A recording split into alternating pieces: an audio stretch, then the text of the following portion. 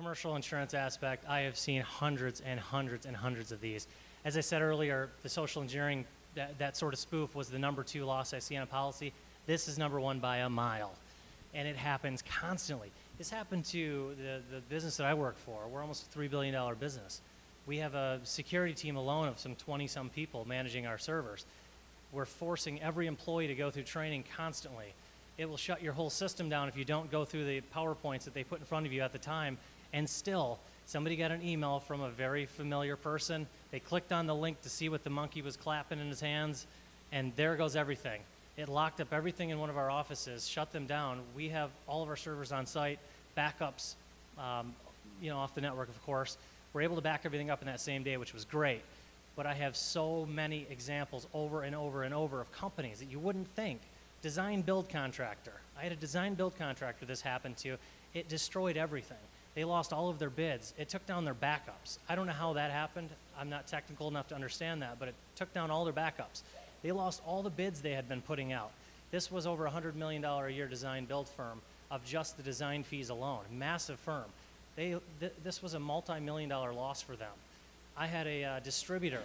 They lost all of their tracking routes. They had to redistribute everything. They had to pay additional money to put their stock into that they couldn't even deliver, half of which expired. Multi-million-dollar loss. I mean, these are terrible, terrible loss scenarios when you actually go through them.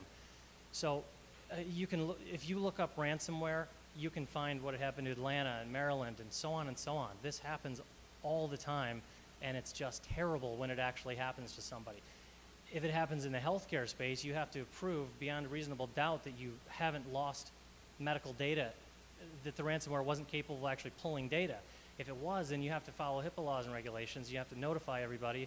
You may be subject to investigations, fines, penalties. It goes on and on and on of the things that you have to go through.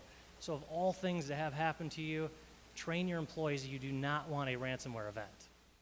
The takeaways for me and the things that I read are train your employees, do a callback,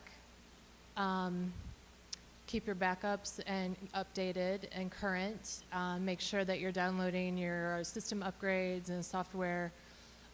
What else would you recommend that people really focus on to avoid fraudulent claims? One of the things I didn't mention before was testing your system. We call it a red man. Actually have a lot of departments will do it for you. A lot of companies will do it for you, where they actually send a malicious email to you to see how many people will click on it. You'd be amazed. It won't actually, it's dead. It won't actually do anything. But you'd be surprised. 28, 30 people in your company will click on that email just out of curiosity. And so it's pretty eye-opening. It's a good way for you then to follow back up. Most of you probably do a great job of checking out your employees before they get hired, but do you do any type of follow-up once they've actually been there in your company? Do you do any checking through their social media, checking on them, checking their backgrounds? Because sometimes people fall in hard times and some of these breaches come from within. It's not a person in Hong Kong that's doing it. It's a employee who just is trying to make a couple extra bucks.